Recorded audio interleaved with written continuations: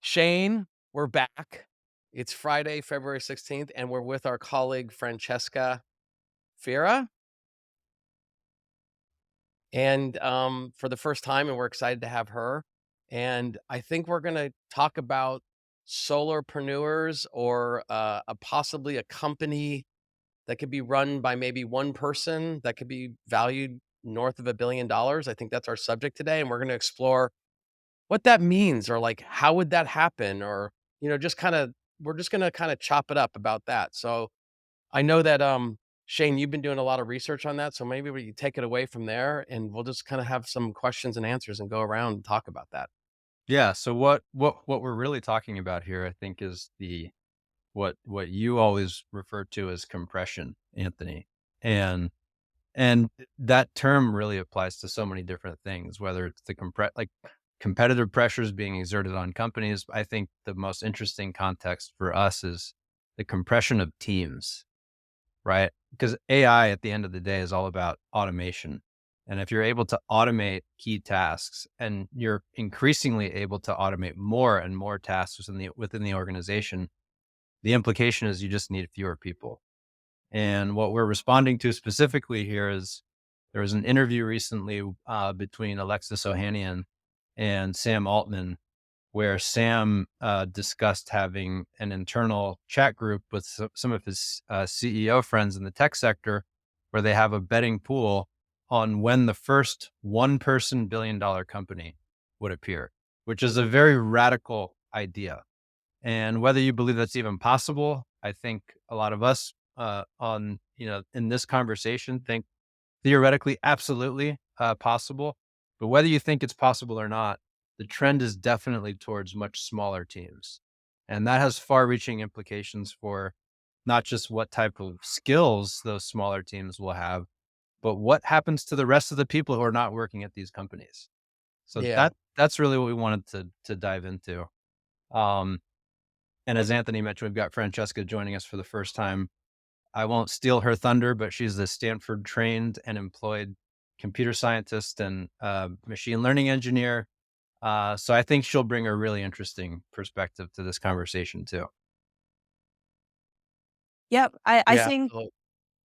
yeah, thank you for the intro, Shane, and thank you for having me, Shane and Anthony. I think it brings up, in addition to all the practical questions about how someone would go from, you know, corporate structures as they are now to a single person unicorn. I think it also brings up a lot of the philosophical questions of AI that people have probably been grappling with for decades. One of which, for me, is when I was learning about AI, about machine learning and its applications at university and in the workplace, there was always this feeling of still needing to specialize in AI or developing specialist AI tools. And I think with sort of the advent of Gen AI now, the way ChatGPT has infiltrated literally every corner of society, it's like we're moving towards these AGI generalists. And I think Mhm. that transition from specialist to generalist in the AI tooling itself is what has facilitated this fantasy of a single person $1 billion company. Now you're moving from, AI tools that were developed for specific applications in healthcare or specific applications in social media to an AI that can ostensibly just do everything. hmm Yeah, is the term, because you're using the word general and I think it's a really interesting way. It's like because they're now talking about like general intelligence, right? It's not like Mhm. so it's like and you're saying that while it's studying, you're thinking more about people are talking about specializing. So is it seems like we've moved to general and folks can actually use this generally in a way that's quite powerful, right? And it's disruptive, just in its general sense.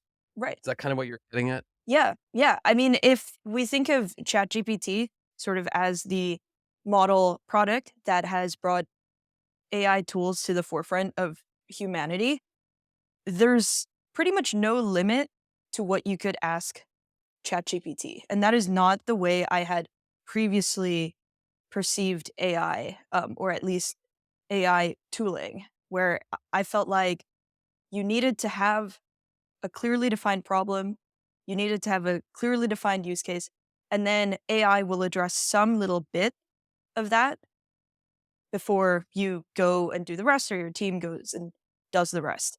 But now it's sort of, there are no limits to what you can do when you interact with something like ChatGPT. It can be something as uh, menial as ideas for birthday cake flavors for your family, to something as practical as what is a problem that might help me make $1 billion, right? Hey, And so it's just like right.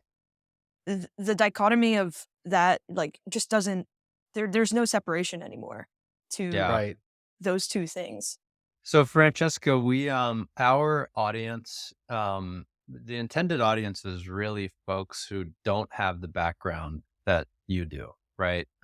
We feel that the engineering community in particular is really kind of already super served in this industry. There's loads of research reports and white papers coming out.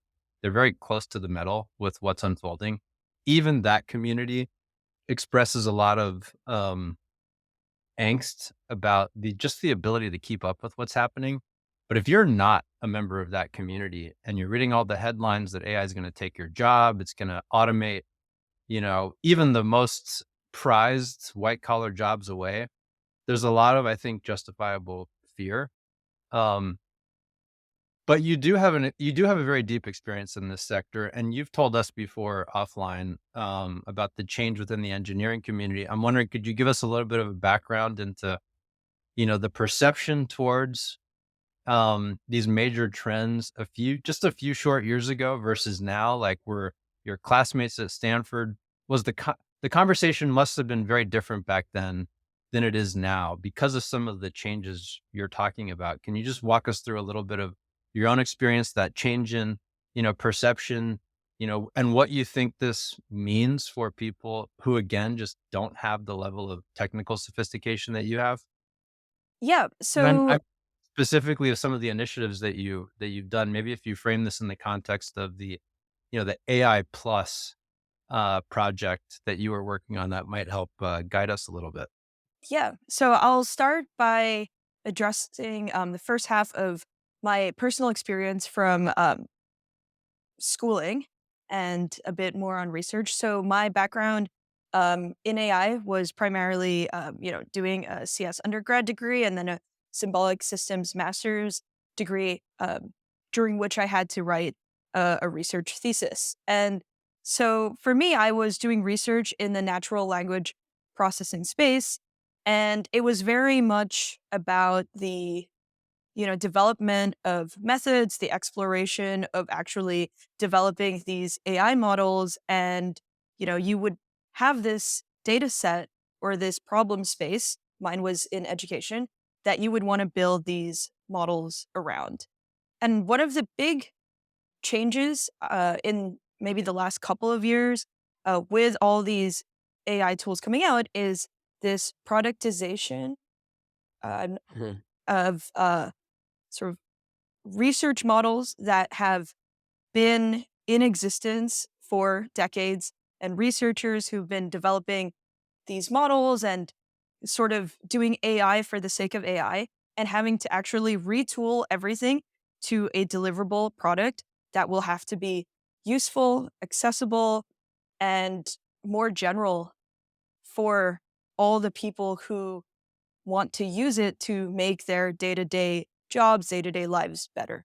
So I think that journey from research and development to actually creating an end product or a tool that's useful to not just people in academia, not just highly technical engineers or researchers, but that's helpful for everyone, is one of the biggest changes that I felt in even a shorter time as the last couple of years. Um, and that's maybe my Yeah. like shift in mindset, going just from only thinking of it as wanting to create the best AI tool for the sake of, any computational metric, but actually the best AI tool in terms of societal impact. Like that's just Mhm. a shift in itself. In terms of AI Plus, to give a bit of context, I developed a program for high school students. It was an after school program during which we focused on teaching high school students Python coding with the idea that we would teach them some machine learning foundations. But the reason why we named it AI Plus was because we felt like, and this was during the pandemic in early 2021, we already felt like AI was going to just infiltrate everything that everyone was doing, basically. And so, in Yeah. addition to all the stuff in AI that was already happening in healthcare, um, we were looking at AI in sports, AI in fashion, AI in literature, which literature and language, which I think was sort of a foreshadowing of just the powerful LLMs that would come out maybe only 6 months later. And there was this belief at the time that I think has really solidified now that AI was going to be relevant to every space, no matter what. Yeah. I think you are spot on, right? Like it's your whole AI plus is like has come to fruition. And I think there's lots of students now like doing just what you're trying what you kind of established. I mean, I know that the ChatGPT 4 sort of like opened it up for everybody, but now we're sort of in this world where we have this general thing, which I'm sure from your perspective looks like a whiplash. I mean, certainly from mine, because to me, AI was I was a more of I wasn't a researcher or I wasn't in a university. I was just like, hey, how do we get something how do we get like um a recommendation done faster and better for an end user to gain more time spent with us. It wasn't even for AI for AI. It was just like, let's just do that, right? It to me, I'm whiplash. You're do you feel whiplash from like the pre-pandemic to like today? Now we have all this general AI tools. Yeah, absolutely. I mean, I think even the way people speak has changed. ChatGPT has become maybe the most commonly used word for any kind of task or any way to approach a task. I think AI in itself was not a term that was as widely used then Yeah, as it is today. Um, and I think it just has like fundamentally changed the culture around yeah. technology and about um, jobs. So How true is that within your own community, the cohort of classmates that you went to school with at Stanford, right? We're talking about people who again are really close to the metal with this technology. How surprised is that group with where we are now and the level of progress that we're seeing? I think so it is an interesting question because um, as you said, I most of my classmates were very much involved in AI prior to uh, sort of what feels like an AI revolution happening right now. Many of them did take jobs at some of the large players today, jobs at OpenAI, when OpenAI was probably something that no one other than people in the tech research community knew. People taking jobs at Meta, and it in some ways feels like, oh, we were maybe working in the dark for something that has finally exploded into light and now cannot be pushed back into the box. Mm, So sort yeah. of that whiplash that Anthony was talking about, it's something like we've been in the know, but now that everyone else is in the know and that it's being used by everyone else and that everyone else is really excited about it, it's like you can't really go back anymore. Like it's Yeah. the train has left the station and now everyone just has to figure out how to get on the train. Yeah, the reason first of all, we work together and we're always excited to talk with you.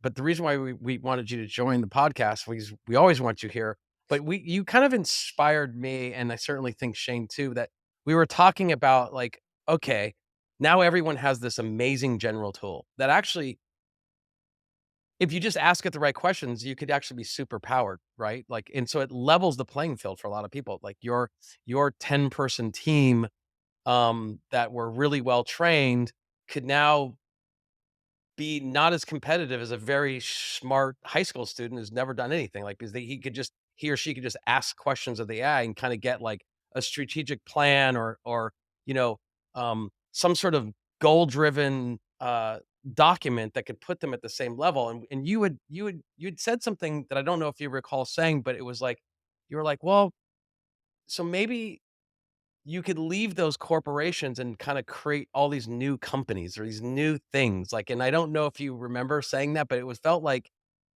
as a result of people becoming super powered or generally powered by these new AIs that are popular, they may actually be able to create a new company or a new idea that might have been actually not possible because they needed a team or they needed technology. Do you recall that statement at all, or did you do Yeah. or yeah, yeah, it'd be Yeah. great to hear your thoughts on that because and then we could just kind of all ask questions about that because I think that's what we're talking about. Can someone create a new idea and not have to have a huge team, but, like, really go after it as a solopreneur and build something fantastic? Yeah. I remember that because I think I say this certainly to Shane every time we speak that my favorite thing to do with these conversational large language models, maybe my favorite thing about this motion towards AGI in general, is that now you have this like unlimited brainstorm buddy that is just never going to get tired and that will brainstorm with you to scale. And so what I really love doing is if I, need some inspiration to get going on a task, if I need help trying to, figure out a method, an idea again, for a birthday cake flavor, just any kind of brainstorming function, I can go to, my favorite conversational LLM and ask it, hey, like I have this criteria. Give me 10 ideas that would work, or give me 10 ideas after you get that initial list that don't include, these four that you said and don't match the criteria. And then you can just keep doing that and doing that and doing that.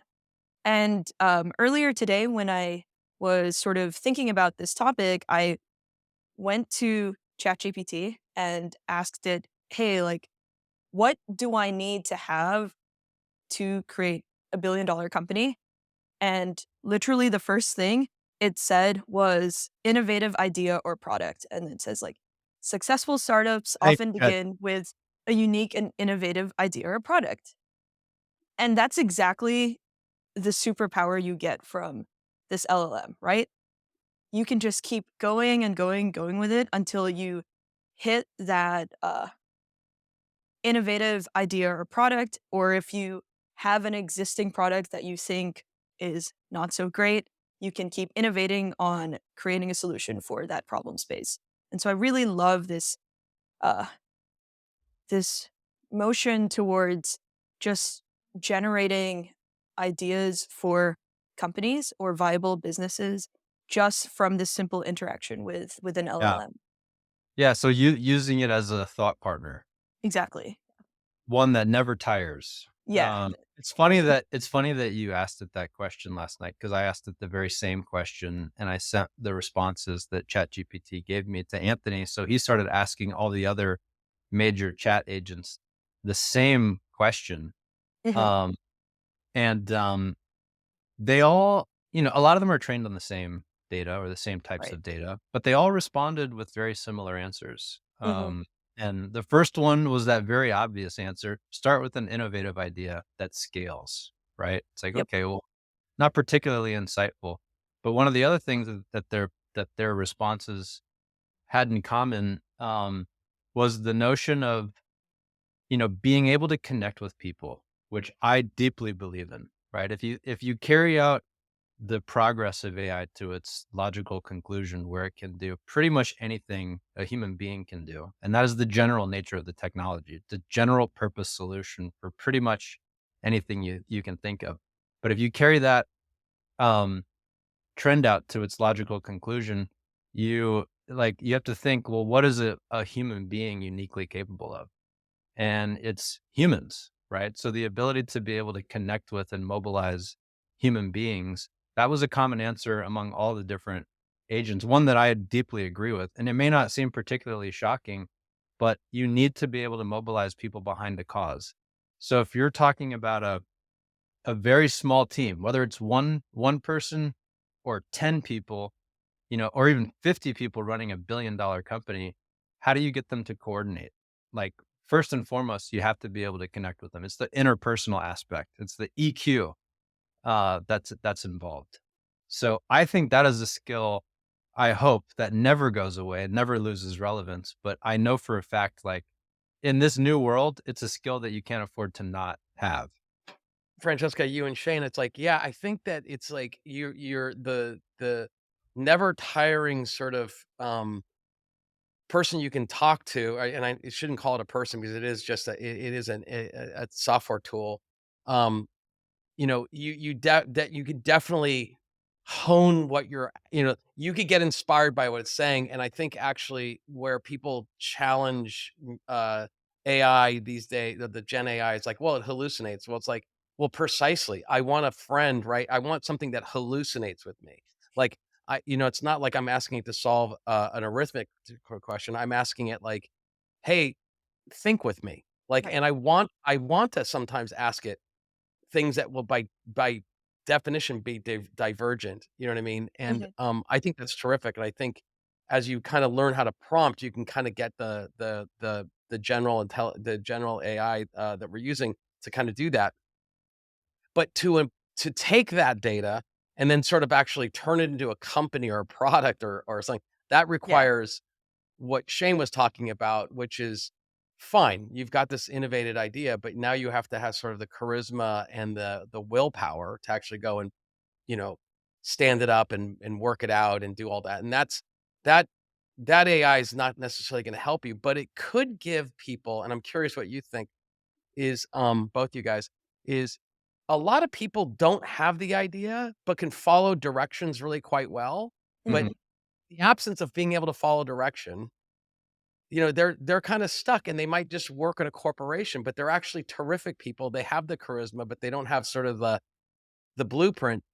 Do we think that, like, those kinds of people that are, like, locked inside a corporation might now be able to say, "Huh, I asked it a bunch of questions, this resonates with me. I now ha I've asked it for the next steps to do. I feel like I can go do this," and will that person be the next, creator of forget $1 billion company, just even like a $10 million company because they have a blueprint? Or is it something like, or is it more novel than that? I'm just curious what you guys think. I think No so. wrong answers. Well, how much do people rely on just traditional search engines to do any sort of work, right? It's a lot. I mean, especially when you're starting a business. I mean, the first step of starting a business, if it's not some, eureka moment that you have, is a result of, in some of my friends' cases, like very systematically evaluating different ideas and then trying to map on various business models to those ideas to see, like, where could there be an opportunity. I view a large language model or chat gpt as condensing that process, because it's all just statistics, right? It's pulling from information that's out there, it's pulling from patterns in the data. And I think we talked about compression earlier. I think it's compressing that process itself, where definitely people will use, a chat agent in that research process, except that research process is taking the form of a conversation as opposed to typing in a question and scrolling through a bunch of results.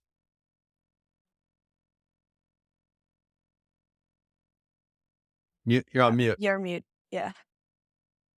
Thanks, guys. I'm on mute. Yeah, I just, I don't know if you've guys done this, but I've asked it for like directions to get something done, or even for even for my daughters, I'll be like, hey, what what should you eat if you wanted to achieve this? And it's like it's pretty great at like doing that. So it's like as you think about company building or product building, um, I think people are gonna become unlocked because what used to you're talking about compression, we're talking about, like, how do you grow a really big business with using AI and having a smaller footprint to do so. I think that the product building, the idea generation, the all of that, I mean, you could get instructions, right? Um, like, that could speed you up, and then you have to Mhm. kinda figure out how to, like, marshal forces. That's not gonna be done by the AI. That's still gonna be done by us Mhm. people, Yeah. right? Mhm. Yeah. I think, to Shane's point about sort of talking to ChatGPT or an LLM as analogous to just using a major search engine, the conversational format is really where I feel like the compression is happening. You know, when I grew up in the age of Stack Overflow, and Yeah. so Same. was, always using a search engine to help me with any kind of coding bug that I would have to deal with. And then there's so many intermediary steps before I get to the solution of, needing to sift through all the headlines after running the question through the search engine and then clicking on, whatever Stack Overflow link looked helpful, sifting through all those answers, which one was most relevant, then translating that to whatever program that I was doing. And now with the conversational Yeah. aspect, there is no middleman to me asking for Yeah. help with something and getting the very easily digestible, straightforward solution to it. It's okay. I have a question in response to that. I mean, Mhm. because of that experience, you are placing an enormous amount of trust into the agent, right? Right. Because you're not seeing any of the other answers that it could have possibly generated for you, which is one reason why I still rely just as much on search as I used to. I want Yeah. to see my options, Mhm. right? ChatGPT is going to infer what the best response is to your question. And most of the time, it's a really good response. Right. Yeah. There's a lot of other information that's not making its way into that response. So I'm curious to know a couple questions. Like one, like, do you have concerns in any regard, whether it's like the information that's not making it to you or the companies whose services are not making it to you or the people whose contributions are not making it to you? Number one. And secondly, like, do you well, actually, let's start with the first one. Do you Yeah. what do you have concerns around just that, like, that change in behavior? Yeah. I definitely have a lot of concerns, especially the way these LLMs are being used today. I mean, I know we're focusing a lot on these large conversational LLMs as prevalent AI tools. There are a bunch of other prevalent AI tools that are being used at large today. For example, for image generation or like anything from like video editing. But I'll stick to LLMs just for the sake of answering your question. I think as it is today, people are probably putting way too much trust in LLMs if that is the only source of information that they are um, extracting from. Certainly, we've Mhm, spoken about hallucinations and how that can possibly help in the brainstorming type of activity. If you are asking, you know, ChatGPT for help with your history homework, you probably want to make sure the hallucinations are not what, ends up in whatever history report you're writing, right? And mhm, Yeah. I think that's sort of where the idea of a baseline AI literacy comes into play. Certainly for the people who are using ChatGPT very heavily to, um, like, as the information source, maybe even replacing uh, search engine usage and like sifting through the results themselves. Just having the term hallucination in your toolbox is already a big deal because maybe yeah, people don't realize that these LLMs have limitations like hallucination, like formatting issues. For example, if you ask ChatGPT to, generate a piece of text and give it a very specific format, it does trip up on things like, giving yeah, you 3 paragraphs instead of 2 paragraphs or a non bullet point list when you need a bullet point list. Yeah. So just the knowledge of that, I think the knowledge of the time limitations as well. I don't think we're at the point where um, LLMs are giving us real time information, and just also being Yeah. aware that that is the reality of the tool you're using, Mm. all folds into this idea of like a baseline AI literacy. And that might not even mean knowing exactly what a transformer is, knowing Yeah. exactly what kind of algorithms exist in the various AI tools, but having the baseline knowledge of what to look out for when you are using these tools in very important aspects of your work and your life. Yeah. You actually segued perfectly into the second part of my question, which is what are the skills that people really need to make sure that they're adapting appropriately to this new world. But to go back to the first point a bit, when you're like, I do think of the broader implications on other businesses, particularly small businesses, right? Who rely on they rely very much on search to get found. Right. If you're looking for a plumber or I made a recipe the other day, just taking whatever ChatGPT told me. I'm like, your role as a master chef, I want you to give me a recipe for egg salad. Never made egg salad before in my life, was craving it for whatever reason.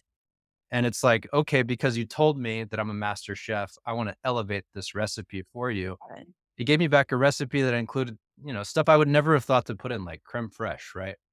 But the point there is like, you have to learn how to talk to these Mhm. agents, number one. But two, to the point about, small businesses and the compression, that is the conversation where you're not seeing these results. Like, I just wonder to what extent are, particularly businesses going to struggle with being found because they didn't make their way into that conversation Mm. to begin, you know, because ChatGPT very deliberately does not put any ads in that conversation. So I know I Right. just threw a lot out there, but there's a lot of very real implications for people who are not part of this industry at all.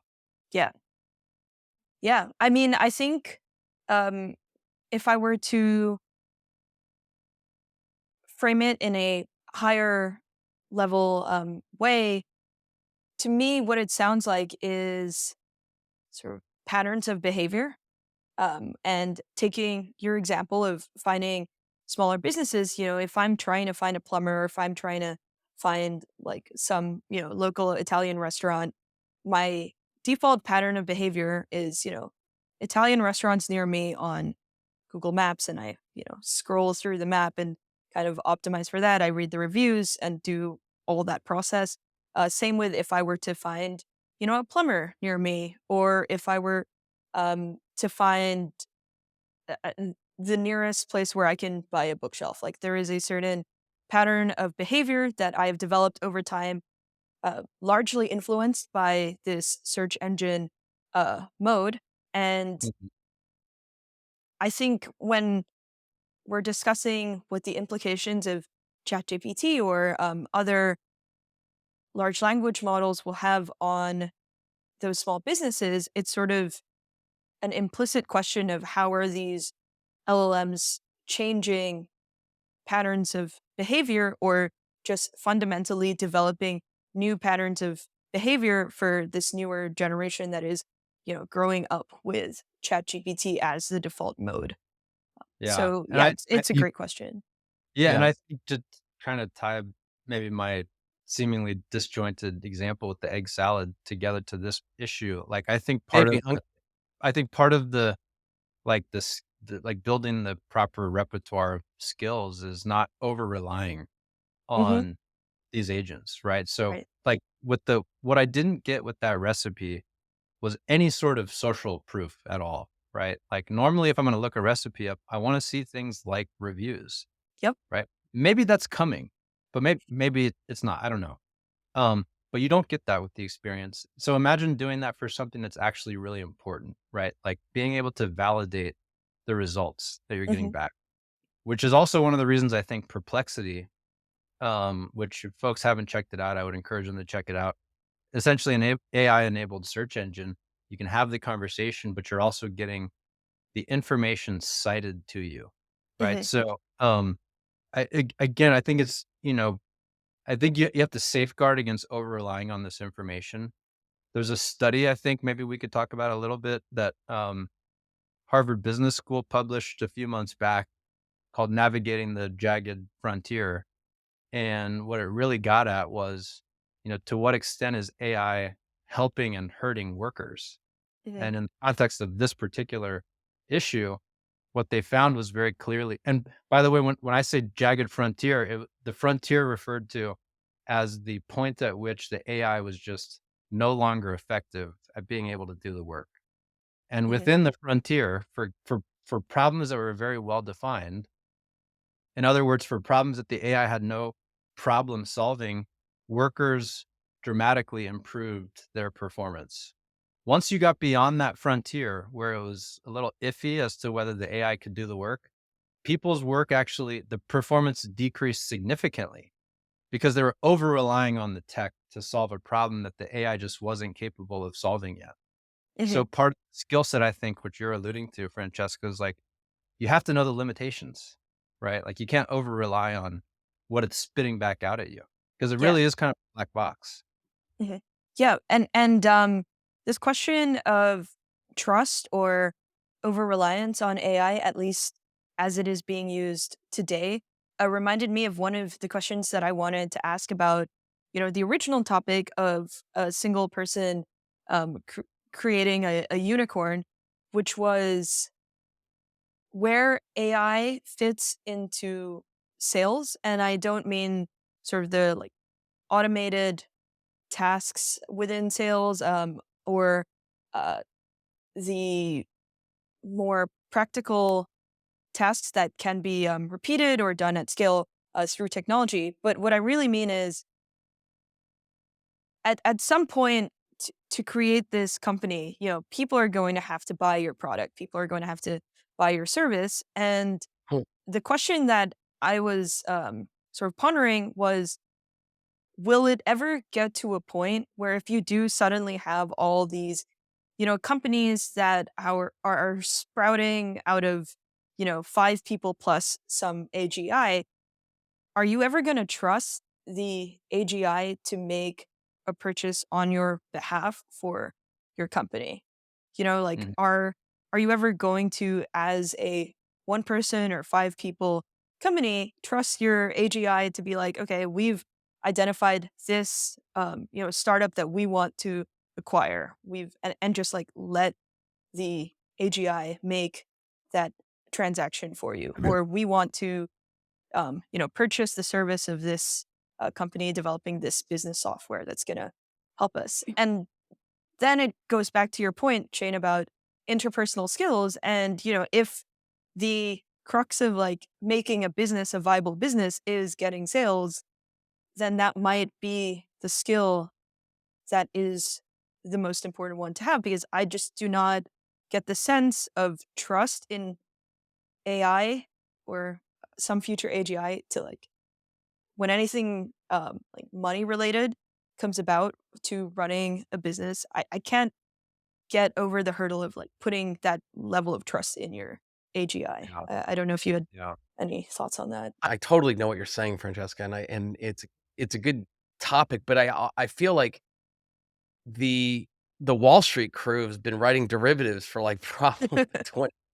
who are just like, yeah, we're gonna buy billions of dollars of like, beans on the open market. Why? Because it said weather's gonna be bad, and it buys it, so I actually think in some markets that are more mature that are required the edge of those companies are sort of like high frequency trading, which is like the length of your fiber optic cable, or now it's like a derivative, and your derivative is going to make mistakes. But the question is, on a whole, is it making less mistakes than humans and more right decisions than humans in the sort of quarter or year? And is Mhm. it financially or up or down? And then you tune the model. So I kind of feel like sales of software will require charisma at some point, right? And that Mhm. charisma could be like the right looking web page, the right tone and manner, the right fonts, so when you look at it, you make the decision. Or if you're meeting someone in the field and you're saying, "Listen, I'll take care of you. I'll handle all this for you."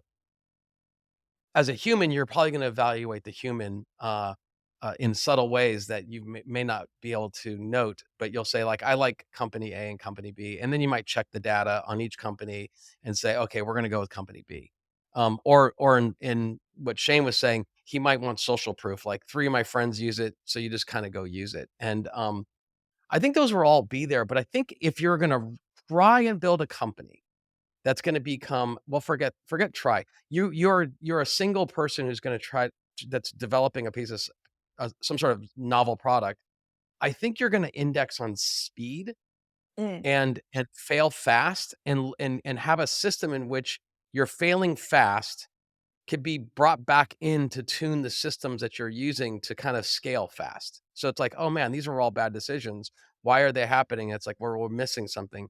So getting to your point was like, should we buy this piece of software? It's like, just buy it, try it. If it doesn't meet our goals, quickly kind of like get rid of it, and I think that you'll miss nuances, mhm, but, I think there'll be this, like, for example, buying keywords. Like if I'm a company and I need to get into the you know, I need to get to the people that would wanna buy my software. I'm gonna actually just have an AI, like, buy keywords and wildly buy them. I don't know what's gonna work. It might figure out how it works, and I might not even care. If it's yielding, I don't care what decisions it's making. If it's hitting my buying threshold and it's returning ROI, I might not even ever look at it. Do you know what I okay. mean? Because I don't have the time to look at it. It's performing the result I need.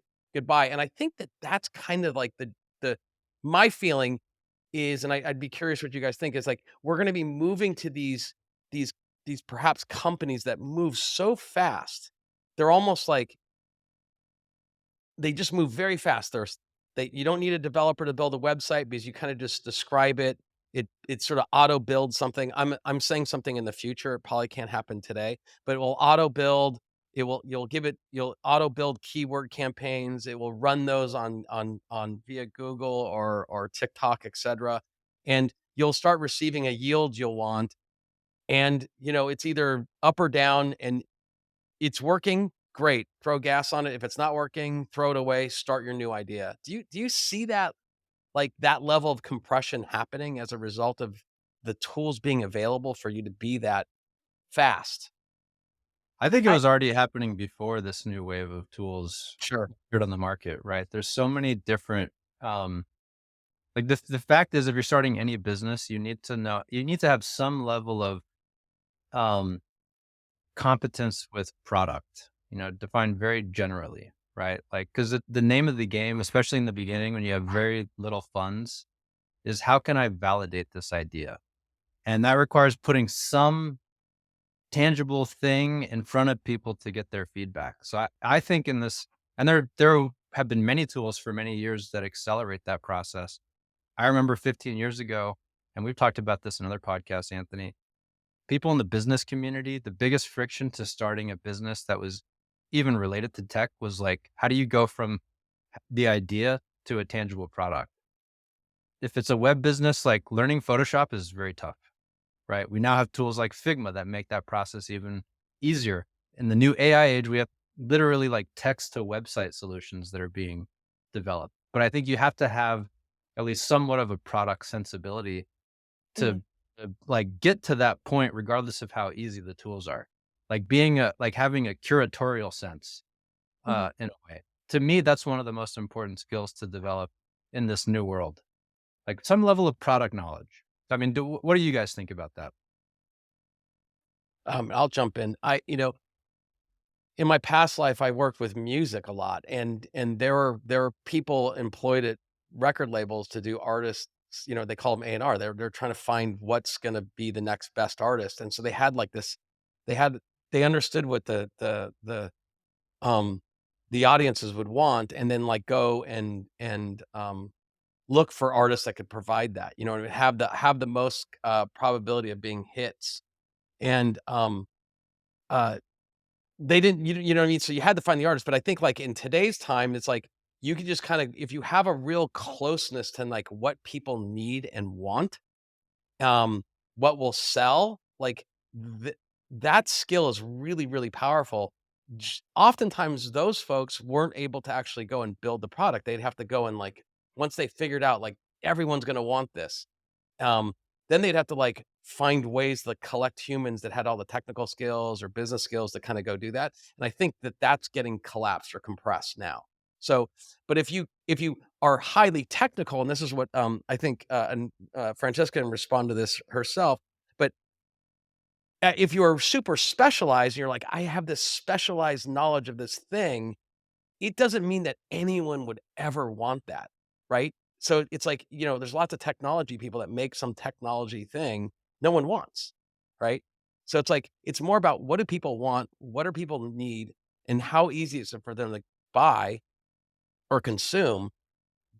So I'll let Francesca chime in, but I think that the speed and trial is gonna get crushed, but you actually wanna try that where people want those kinds of products, not, you know, people don't want, hamburgers if they're vegans. So we have to figure the skill to figure out what people want is really precious. Yeah. And I think th- those 2 points perfectly uh, link what I was trying to say earlier. Firstly, I completely echo that in terms of scale and speed, the development of AI that will just scale anything very quickly or give you the possibility of trying 10 different ideas instantaneously is going to revolutionize the way people just try out business ideas and try to,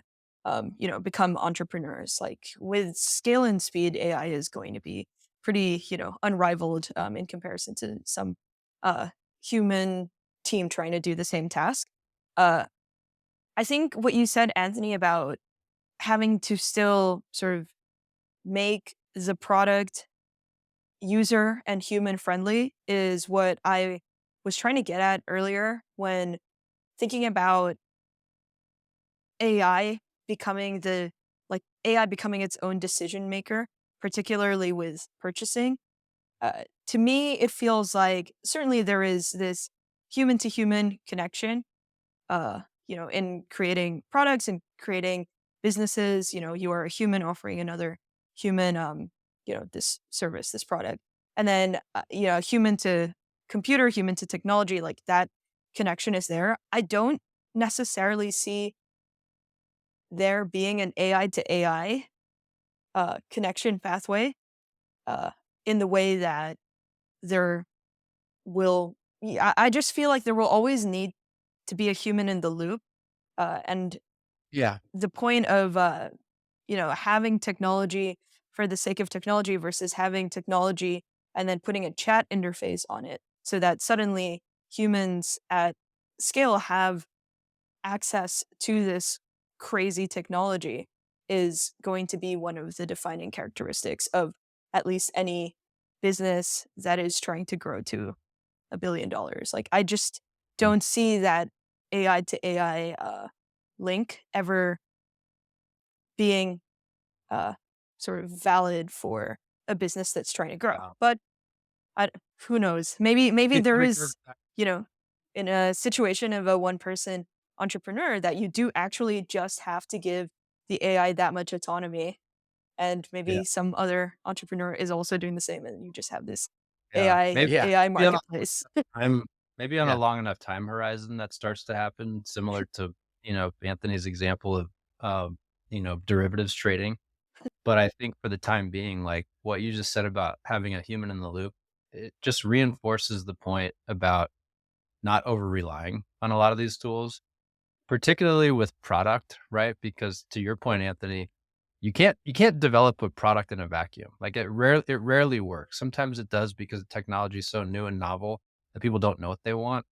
But in the vast majority of cases, especially consumer cases, you need to have an understanding of who your audience is when you're developing a product. And there's no substitute for actually speaking to humans to do that, which also reinforces the point about the interpersonal aspect of, being a leader, running a business in this new age where technology is doing so much of the other things in the value chain. Yeah, let me give you guys it's not a pushback, but it's something for us to just consider and maybe chat Mhm, about. So, the common thing that you see with like TikTok or YouTube or Netflix is it's hyper personalized, meaning the algorithm is making all these choices that you have no idea is happening, but you're going, "Oh, there's a cool video," or "Hey, here's a suggestion for a movie for me to watch." In a sense, I actually think that's been largely handed to the computer, and and the computer's goal is yield optimization. This like an executive says, yield more time spent.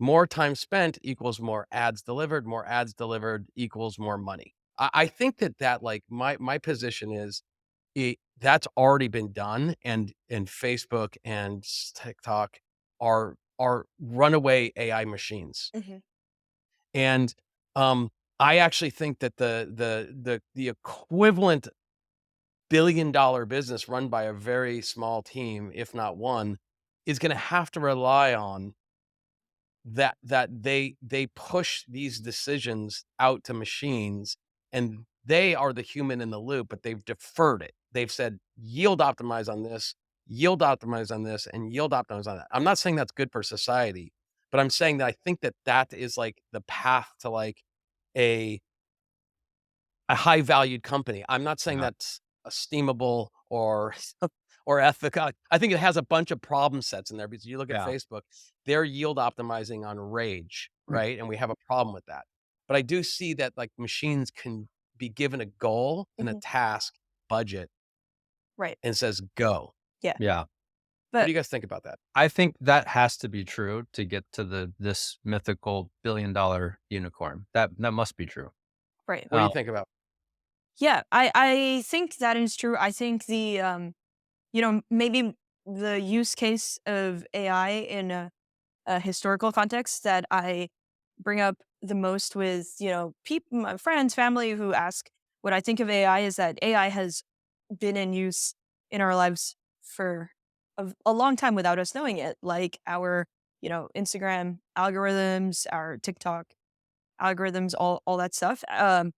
For me, I think the next step is so the way I perceive it, if I'm going back to the channels that I was saying earlier, like to me, that's still a human to AI channel because the content that is being proliferated is still coming from humans. I think if you then sub that into this like feedback loop of, okay, so your recommendation algorithm is extracting all these personalized features. And then that goes into a generative model that can create content on demand automatically for your users. Then suddenly we've, you know, almost taken the human component out of the loop. Your human creators out. You as a business owner can like completely automate it and say, hey, like for all the people who are um, super into these, videos of people falling,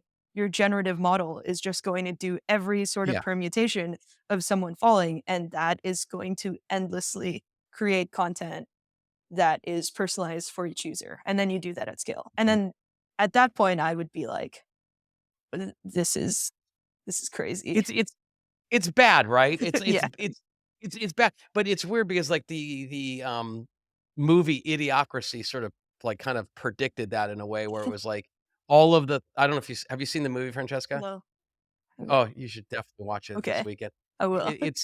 it's quite, they have a lot of, toxic language and stuff like that, but Everything is everything is like the most debased sort of like content that you could possibly imagine because it actually worked, right? The algorithms just went wild and it's Right. like, the central thesis of the film is like like people just forgot how to make food because like it's just like they just drank Gatorade or something like that. It was like really dystopic. But I agree if it like, falling down videos were highly liked, you could write an algorithm that just like and especially with these new AIs, you could just say, "Hey, make me 1,000 falling down videos, run them, and just go," right? And I think Right.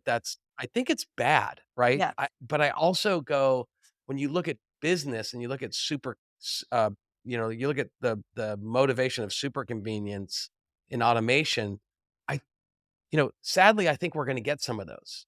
But Mhm. on the other side, I think we'll also get some really great things too, right? Like, it's like, um, we just don't know what the great things are gonna be yet, but we can predict some of the bad things like you did so quickly was just like, yeah, falling down videos, like having a trillion of those in your feed would just be a bad thing. Um, there's the Beth Javos guys that I listened to with Shane. I don't know if you listened to that, Francesca. His theory is like, well, if it's useful, then it will serve us, and if it becomes not useful, it will like fade out. But I think that sometimes when I listen to that, it's like, well, some people just watch really silly videos all the time, and it's not that useful for them. You know what I mean? It's Mhm. like and it's like but it's useful for the entrepreneur who's making those because there's an ad in it, you know what I mean? And it's like suddenly you're kind of at the other end of AI, and you may not have the end user might not have the willpower to break free from its sort of like, you know giving you a funny video every 5 seconds. So, I mean, that's trouble, right? But, but if we're talking about solar entrepreneur, that might be actually a product that they could develop and be very successful with. Yeah. I have a question for you guys, and this is prompted by the comment you made at the very beginning, Francesca, which was around people who are generalists, right? As opposed to specialists. Um, if the trend is towards much smaller teams, who is like where on the spectrum are people's skills prized the most? Is it a bunch of generalists? Are we going to see a trend towards people who are generalists because being on a small team requires them to do more things in many different areas? Is it going to be, more of a team of specialists who are really good at one or a few things, or do you think it's really situationally dependent? I think it is situationally dependent on, let's say, a number of things. Mm. Now that I'm thinking about sort of the contrast between those two terms, I think in the earlier question when I had mentioned specialists, I was thinking of it mostly in a technical sense. But now I'm thinking, if you just look at corporate structures today, corporate structures are just mosaics of specialists. Yeah. Every company sort of has their sales and marketing team, they have their engineering team, they have their design team. These are all just little, communities of specialists that come together and build towards the same product for uh a company. So right now we are still under the like corporate structure of just teams of specialists. I think that is closer to sort of like the situationally dependent answer. One of the biggest like revelations for me in the last year or so was seeing the ability of LLMs create code, which Mm, it was very poignant to me because it felt like when I was going through university and everyone was really learning how to code, and it was very much like, oh, if you learn how to code, like this is going to be your new currency in the marketplace, right? yeah. Yeah. And it was Yeah. so interesting to me to now, see LLMs have the ability to create like full applications in whatever language you give it with certain criteria, that suddenly this currency is no longer the currency to, get a job at some big tech company, to create a startup. Technical proficiency isn't necessarily your in. And I think the solo entrepreneur, it kind of just comes down to your individual situation and the problem space situation, where Yeah. if you are coming in it with the technical know-how, then you might want to use an AI tool to sort of augment all the other parts of these specialist teams to your Yeah. advantage. Conversely, if you are a person who has this idea with no technical know-how, this new type of AI can supplement this by giving you the means to create a full mobile application. So the situation depends on perhaps the skill set that you innately bring to the table and also how the other tools develop. And if you can find the right combination between your skills and your deficiencies with AI tools that might mask those better or might augment like the parts of your company that you deem really important for your success, then it is definitely possible. Yeah. I think it's definitely dependent on the situation and the industry too. Right. I mean, I could easily see a 10-person unicorn, right? Where Okay.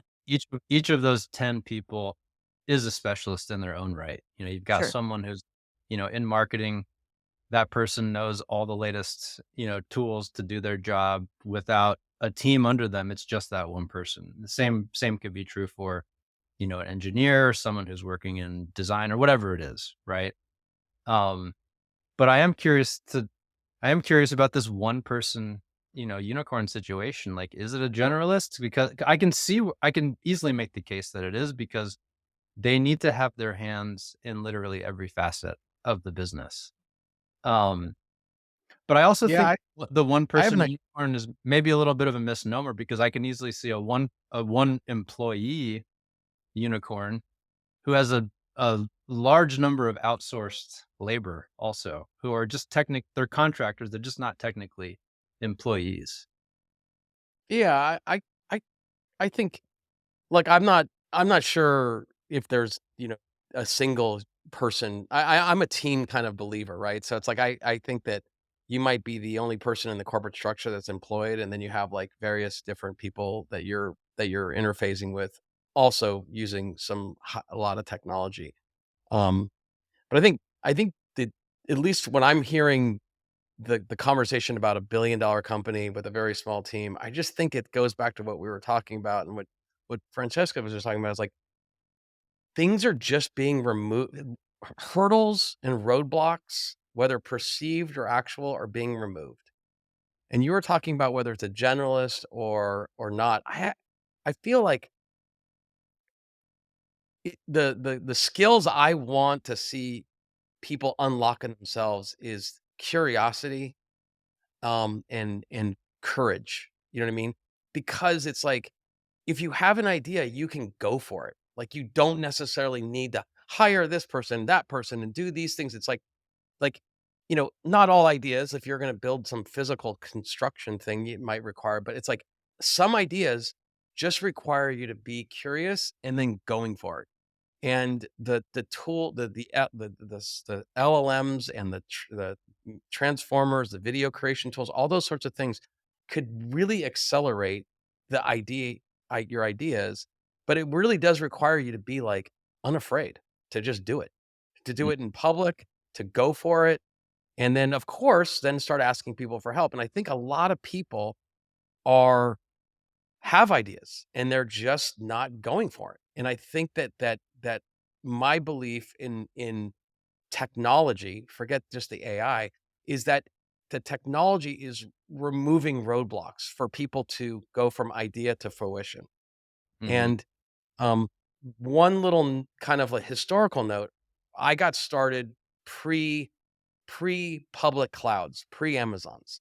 And from idea to like serving a web page required so much work just to develop a data center footprint to deliver the application. In public cloud, you had the SaaS world launch because you didn't never had to worry about any machines. You were just like infinite scale. So if you had infinite scale of machines, what kind of business can you build? Well, you could build Airbnb, you could build Uber, you could build Stripe, you could build Figma. Pre public clouds, that would be really hard to do because you had to build that all yourself. So I kind of like the challenge I see is we're like in this post Gen AI world.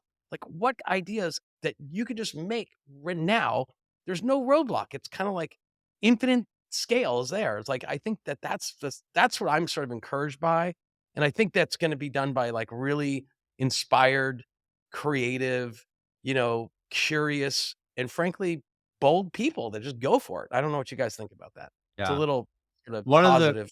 one of the things that I really agreed with, I'll go back to us, the 3 of us, asking ChatGPT last night, like, what are the skills that are necessary, right, in this new world? And one of the common answers among all the different agents we asked was in lifelong learning, right? Like, I think this is an age where you are required to constantly be educating yourself, and you can't wait on your employer to educate you because a lot of them don't know what to do either.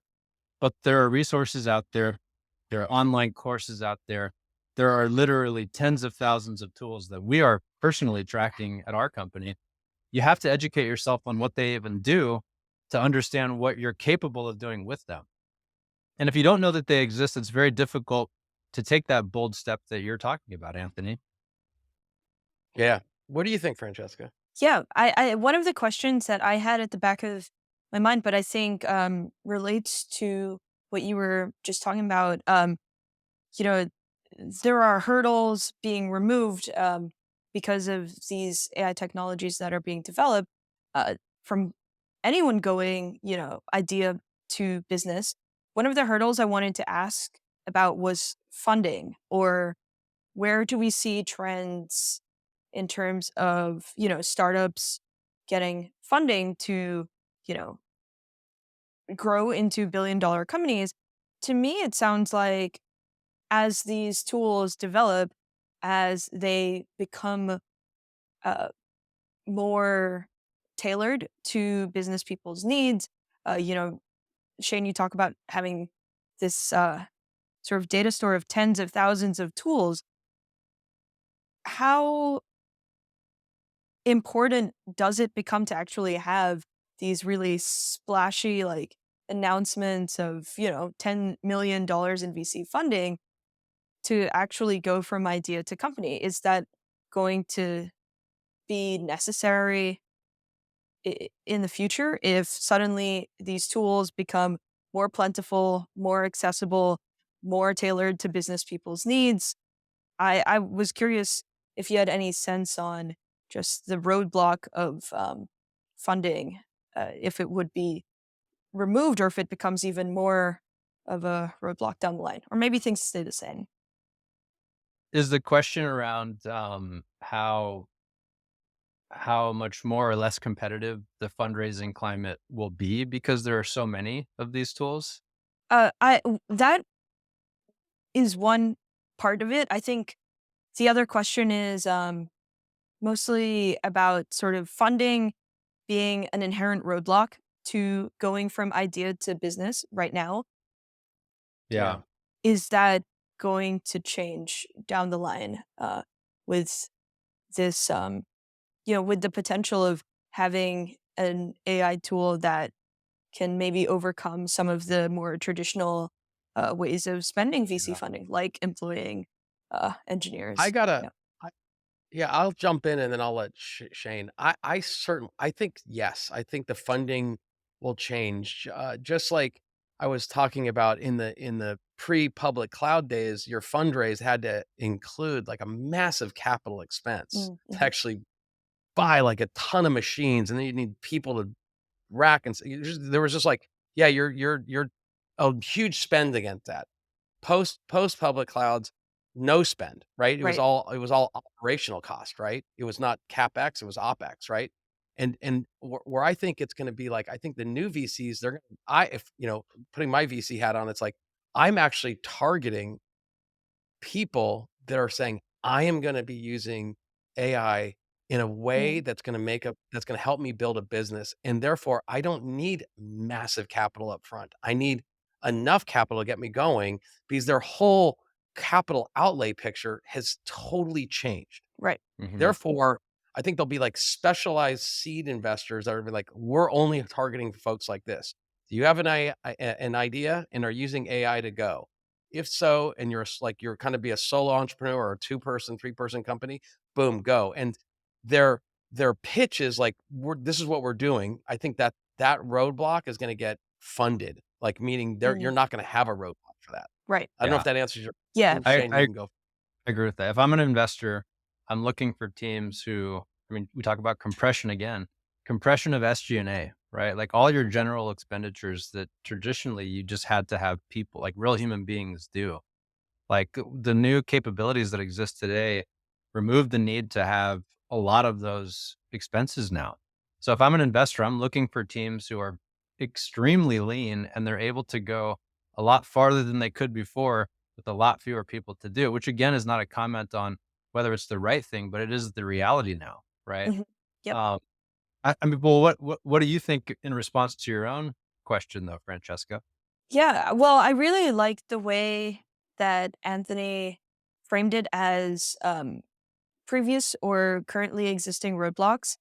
And I think it's an interesting thought exercise to just ponder what those roadblocks are. I think maybe 5 or even 3 years ago, technological know-how and programming skills was maybe a roadblock for sort of going from idea to company. I think that roadblock is going to soon uh, be erased.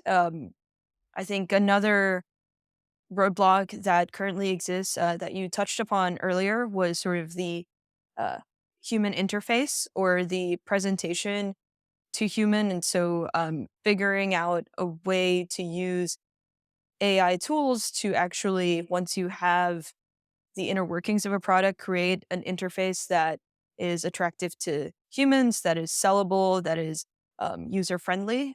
So that being another roadblock going from sort of technology to product. I think funding is maybe one of the biggest roadblocks is still in existence. It feels like sort of secondary nature when you talk about startups and startup culture, that the immediate next question is like, who's funding you, or how much funding have you received, or where is your funding going? And there's still so much that so many conditions that are tied to your funding situation, that I feel like as these tools develop will be less and less important. Yeah.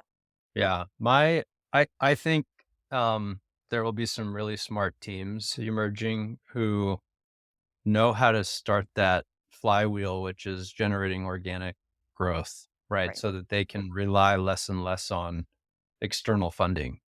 Hmm. Um, I totally agree.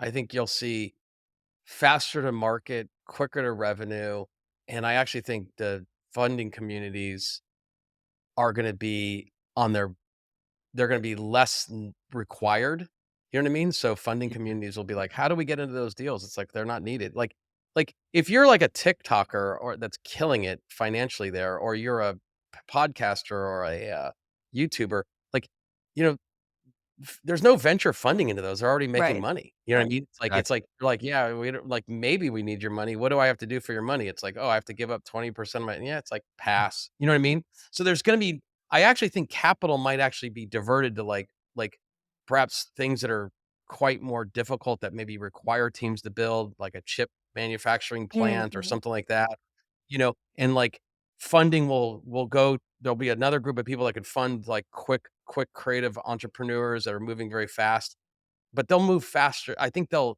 as a result, they'll actually move faster to revenue. And I think you'll just see a completely different complexion of business Yeah. person too. I Well, actually think. think I about think you're gonna why do people you all around the world. why raise funding in the beginning to begin with, right? When you're starting a new company, it's the upfront costs, right? So if we're talking about a compression of the costs required to run the business, I think it implies less funding required upfront. Now, obviously, it depends on the industry you're operating in. If you're going to Yeah. go into semiconductors, like there's no way around needing to have a huge capital investment upfront. But a lot of consumer businesses, and my hunch is that the first $1 billion company, like first one person unicorn, is probably a consumer business. Um, because if you think about like what is required to run more of an enterprise business, you're dealing with very big customers. which require just a lot of touch points along the way with your customer, a lot of implementation specialists. There's a lot that goes into being able to serve a big business as a customer. Whereas serving, consumers, I think it's just a totally different business model, but it does imply that um, you need a lot more of them to get to that level of scale, Mm. right? But and the other part of this story for me is really in less the financial capital and more in audience, right? Like Anthony, you and I have talked about this ad nauseum at this point, but just Yeah. the importance of having an audience in this new era. Yeah. Um, Yeah, I mean, that is the we're real, and you cited the yeah. TikTokers, the YouTubers, like there's a reason why they're not getting the venture funding. They don't need it because they have the audience. Now that takes a lot of skill to build that audience, but I think that's really the new currency. Yeah, I do too. I Mhm. think, it's funny, it was interesting as Francesca was talking about, current coding and machine systems and design and running all those things was my currency, but maybe an AI can do a lot of that now. Well, what's your new currency? It's like, okay, but if you have audience, like, hey, I reach, 2.5 million people every month regularly, um, that's the currency. You know what I Mm. mean? Like, everyone wants reach, everyone wants distribution, and that's one thing that I've learned because I built reach businesses, but it's like, if you have that, you kinda have, like, almost like an infinite source of revenue given in the categories that you're operating in, so, yeah, Not not AI does. not not to mention investment opportunities. I mean, Yeah, correct. I mean, you could talk about your past life launching some of these Yeah. personalities, but, like, for any number of like, take Kim Kardashian, for example. I mean, it becomes a self-fulfilling prophecy, not only to sell products, but to take an investment when you've already got such a huge built-in fan base.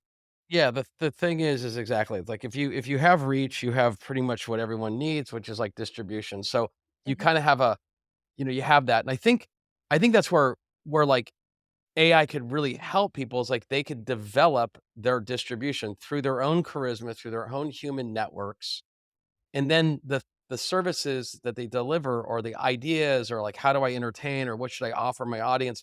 You can give the AI like, "Hey, my audience is this complexion, this they do these things. What should I build them?" You know what I mean? And you could get like 20 ideas back, and then but that flywheel happens. You used to have a team for that, right? You know what I mean? Like, you might not be able to afford the team, so you can afford an AI, and I think that sort of compounds on itself as you build your audience, as you build your ideas, and you're starting to leverage technology, the reliance and the compounding effect on that technology can slowly build into something fantastic. And I think direct to consumer is where you do see massive growth. ChatGPT, by the way, went direct to consumer. Like, Mhm. they're not B2B, they're direct to consumer. Then Microsoft got in and they're direct to consumer. So this product is a mass product, like music. It's a mass pop product. So I think billion-dollar companies tend to think, for me, they tend to be categorized direct to consumer, not exclusively, but I think that, Which is a change, though. I mean, there was when social media first started taking off, social, direct to consumer businesses were all the rage. And then very quickly thereafter, it was much more about the enterprise. So to me, it just goes to show you that the tools really do change the climate completely. Um, but one thing I music, think, well, by the way, go ahead. sorry to interrupt. I was gonna say, music went through that, like, bands, used to be like rock bands, hairy guys with, like, guitars and drums, and then it went to, like, electronic music, then it went from electronic music to, like, literally a DJ, right? You saw this evolution in music where it went from, like, touring a band cost a lot of money, and now it's like DJ shows up in Vegas, $90,000 night. He or she doesn't have to share the money with very many people, but if you're doing that with like 6 people needed 6 people to help 6 people, that's 12 people. You know what I Mhm. mean? Like, you're already seeing this compression through technology in other places. I just think it's going to go reason why we wanted Francesca here is like she was totally nailed it in that conversation where you were thinking that there was going to be all this new creativity that's going to happen. And I think you're right. I Yeah. completely agree with I think so on that note, I think creativity in general, there will be a premium on those skills, Yeah. in this future. And it's not because I think, you're going to need to be an artist per se. But I Mhm. think like the name of the game for me is all about essentially good taste, right? Do you have good taste when it comes to knowing what your audience wants, what they value, what you can put in front of a person, whether it's your website or physical product or even just an ad. Um, so I think there will definitely be compression in that community. I think what a lot of what's happened is very bad for a lot of traditional designers, especially if they don't understand the tech. But if you're on a small team, having the creative chops to curate, you know, not even just the design assets, but a team becomes Mhm. supremely important. Yeah. And I think with creativity, obviously I see that word seems to be most readily associated with sort of the more artistic creativity, and visual creativity is super key to many, if not all, consumer products to date. There is sort of this uh, necessity to be in touch with what people want to see or the medium at which people want to consume content. But I think the creativity of like problem solving and also the creativity of having that future vision for a company is going to be even more necessary as AI develops as it is right now.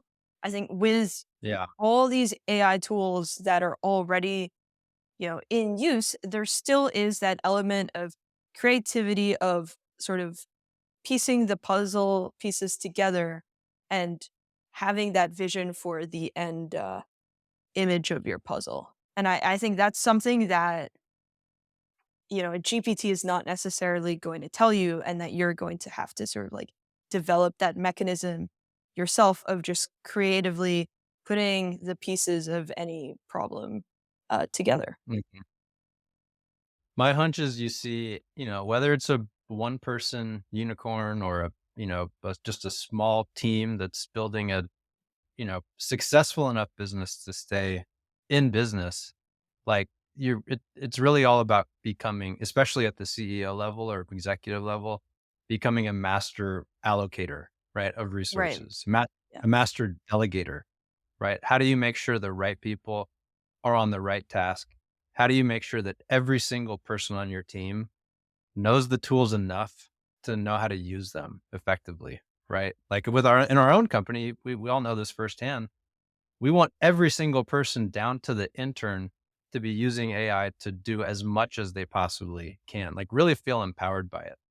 And one of the reasons why I think that's so important for us at the leadership level is because my hunch again is in these smaller teams, because you're delegating so much of the critical tasks either to, outsource labor, internal employees, or the technology itself, you have to be talking about what you're doing, right? Because it's all in the name of audience building. So my hunch is that a lot of the effort gets freed up from doing a lot of the work, which essentially in many ways becomes automated. More of it goes out to really connecting with your end customer. I think you're You're, muted. you're Yeah.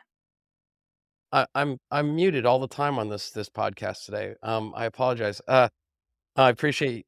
So as we kind of wrap it up, I think we talked a lot about a lot of cool stuff. I mean, clearly we see, you know, compression and this technology obviously augmenting the world and creativity is probably creativity in the sort of broad sense um, is going to be a skill to unleash in yourself, right? Like you got to find the way to kind of think about something, but you have this really cool tools to sort of help you.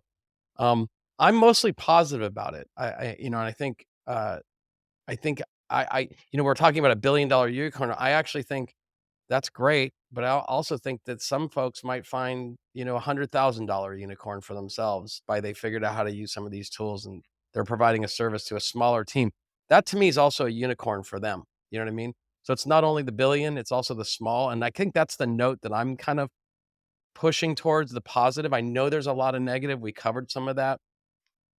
But ultimately, I think people are gonna be able to come up with ideas. If they challenge themselves, they can go out and do them. The roadblocks are getting demolished, very quickly, and they could build something that they could be very proud of, that could offer a small group of people, a successful product that they like and they trade capital for, um, to like $1 billion one. That's what I think I meant. I don't, happy to. I want to hear what you have to say, Francesca and Shane, as we wrap it up.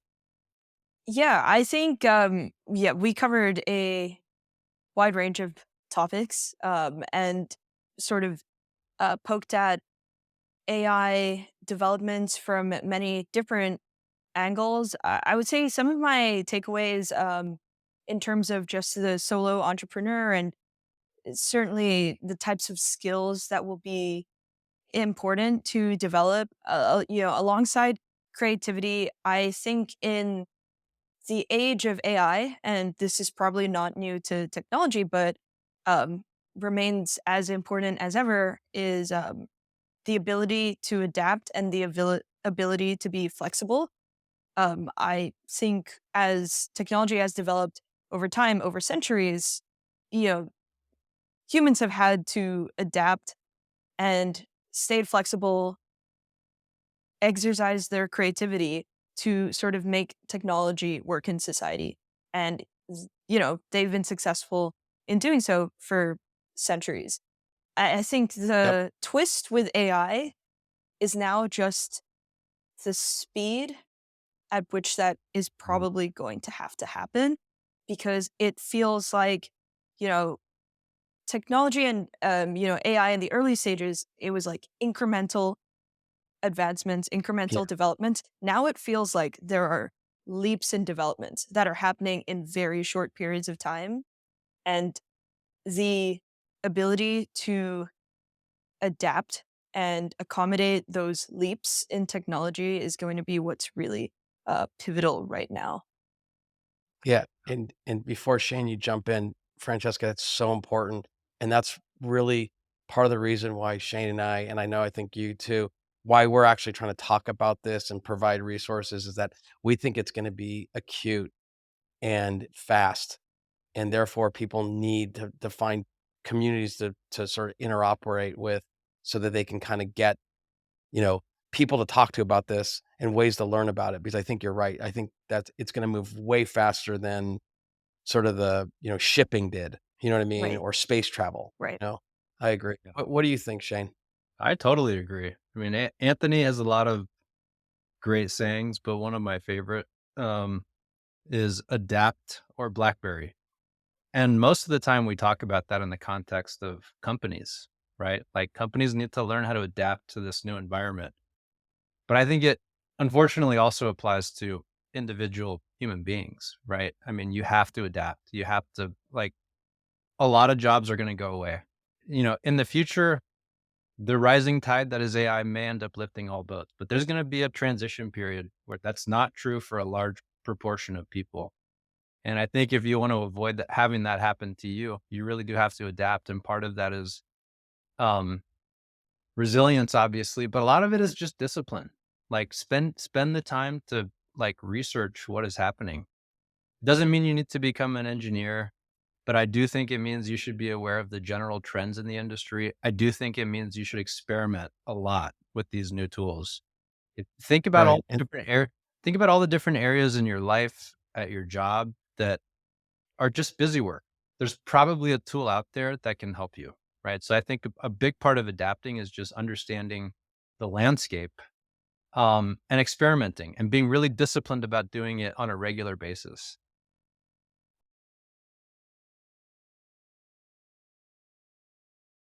right, so that leads us to, like, we're developing Co-AI, which is a community of people that literally talk about this stuff, but are inviting other people to come in and talk about it with us.